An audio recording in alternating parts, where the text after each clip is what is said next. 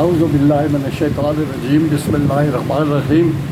نحمدہ و نصلی علی رسول الکریم اما بعد۔ قرآن اور اقبال کے سلسلے میں آج کا موضوع ہے مال و دولت کی چاہت انسان کو زندگی بھر رہتی ہے، یہاں تک کہ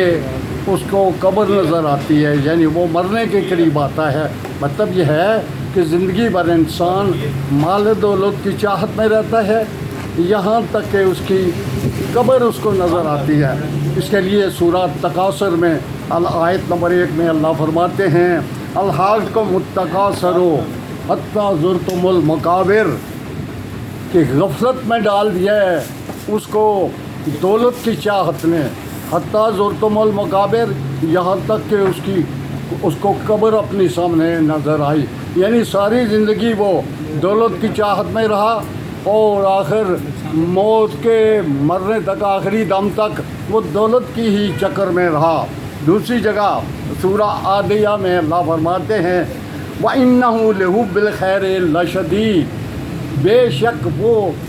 اپنے مال دولت کی حب میں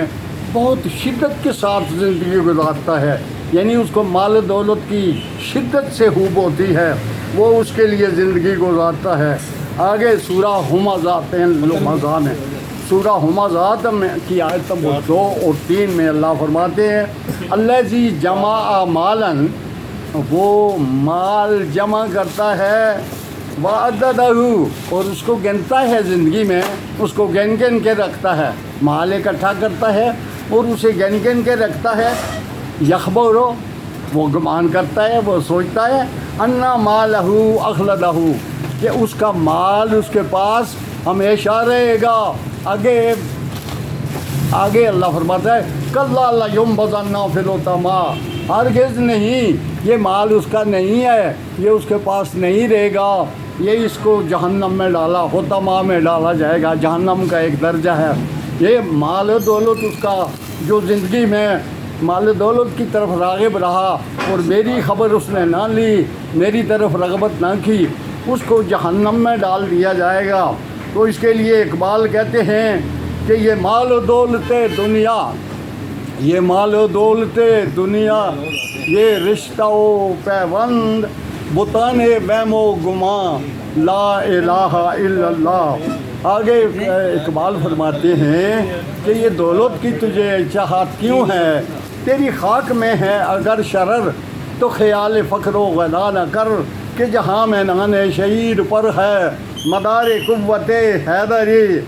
پھر آگے فرماتے ہیں کہ انسان کو اس بات کی پرواہ ہی نہیں ہے کہ اللہ کے پاس میں نے جانا ہے، وہ یہ سمجھتا ہے کہ اس دنیا کے مال و دولت میں ہی میں رہوں گا۔ کہتے ہیں نہیں، جن سے ثواب آخرت کی آرزو مجھ کو، وہ سوداگر ہوں، میں نے نفع دیکھا ہے خسارے میں۔ پھر فرماتے ہیں اقبال فرماتے ہیں کہ گدائی میں بھی وہ اللہ والے تھے غیور اتنے، کہ من ام کو گدا کے ڈر سے بخشش کا نہ تھا یارا، وہ غریب تھے اور اس کے پاس کوئی مال و دولت نہیں تھی۔ یہ صحابہ رسول اور حضور پاک کے زمانے کے لیے لکھتے ہیں اقبال کہ گدائی میں بھی وہ اللہ والے تھے غیور اتنے، ان کے پاس کوئی مال و دولت نہیں تھا، وہ سخت غریب تھے، کہ من ام کو گدا کے ڈر سے بخشش کا نہ تھا یارا، کہ بڑے بڑے امیر، بڑے بڑے دولت مند، بڑے بڑے شہنشاہ ڈر رہے تھے کہ یہ غریب لوگ ہماری بادشاہی کو ختم کر دیں گے، اور یہ موت سے ڈرتے نہیں ہیں، اور یہ دولت کے ساتھ ان کا کوئی پیار نہیں ہے، یہ ہماری دولت۔ تو گدائی میں بھی وہ اللہ والے تھے غیور اتنے، کہ منم کہتے ہیں بڑے بڑے امیروں کو، بڑی دولت والے کو، من ام کو گدا کے ڈر سے بخشش کا نہ تھا یارا، کہ ان گداگروں سے، ان غریبوں سے ہماری جان نہیں چھوٹے گی، یہ ہمارا مال و دولت دنیا یہ سب لے لیں گے۔ اور حضور پاک صلی اللہ علیہ وسلم فرمایا کے لیے کہہ رہا ہے اقبال کہ الفقر و فخری والفقر و منی کا، جس کا جو حضور حضور نے فرمایا تھا، اس کے لیے اقبال کہتے ہیں کہ سما الفقر و فخری کا رہا، شان امارت میں کروڑوں کی مال غنیمت 70 ऊँट आए, अपने घर में एक देला लेके नहीं गए। समा अल फ़क्रो फ़खरी का रहा, शान अमारत में अमीरी आई, बहुत बड़ी दौलत आई, लेकिन फ़कीरी अपनी नहीं छोड़ी। समा अल फ़क्रो फ़खरी का रहा, शान अमारत में बाबो रंगो खालो ख़च्च हाजत रूए ज़े बारा। किसी चीज़ की तरफ रग़बत नहीं थी, किसी चीज़ की चाहत नहीं थी, कोई दुनिया की माल दौलत की चाहत नहीं थी। और उस वक्त करोड़ों का माल आ रहा है और आप फ़क्र में हैं, घर जाते हैं,